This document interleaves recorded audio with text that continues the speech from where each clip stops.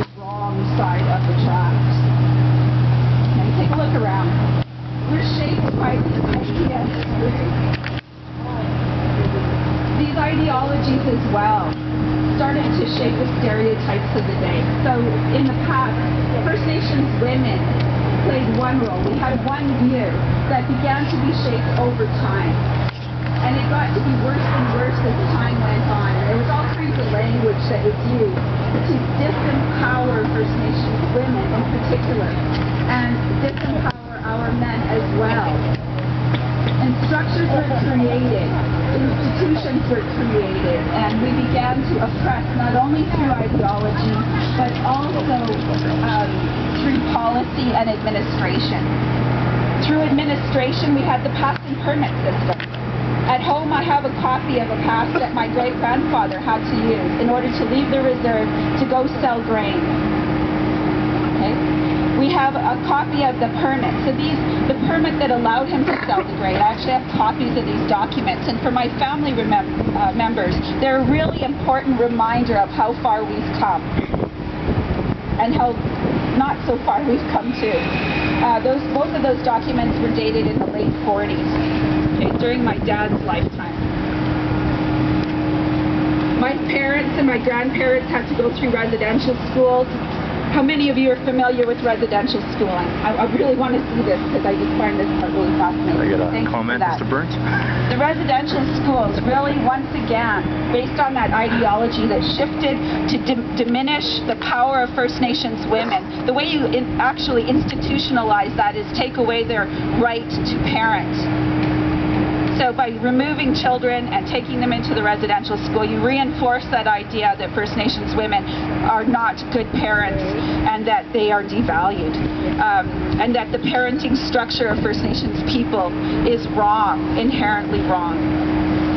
So residential schools and the foster care system were the ways of administratively oppressing our people.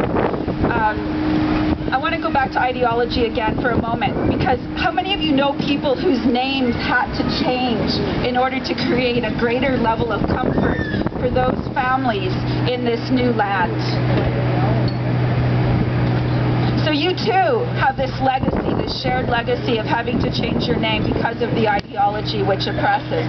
My family name is Kamakoteo. It's on my dad's side of the family. And that name means to carry a heavy load.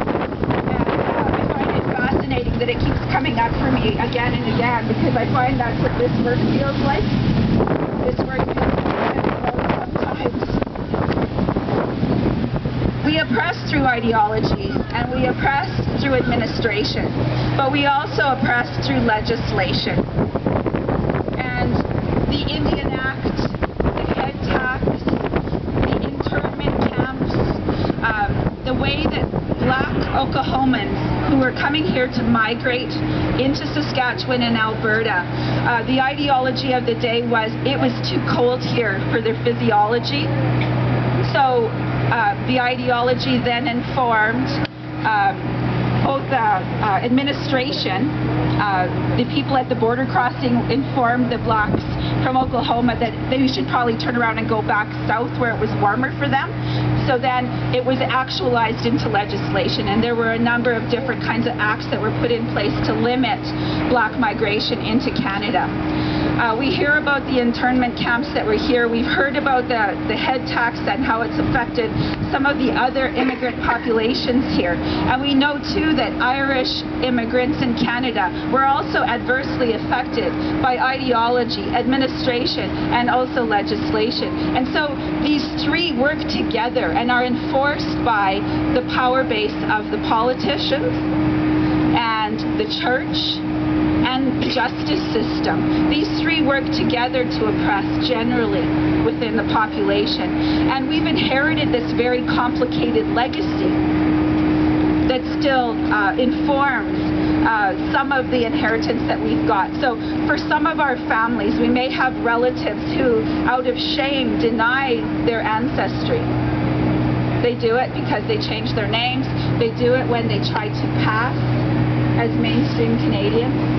And they do it when we tell one another, especially new Canadians, that you need to let go of your past in order to just be normal like the rest of Canada and the rest of Canadians.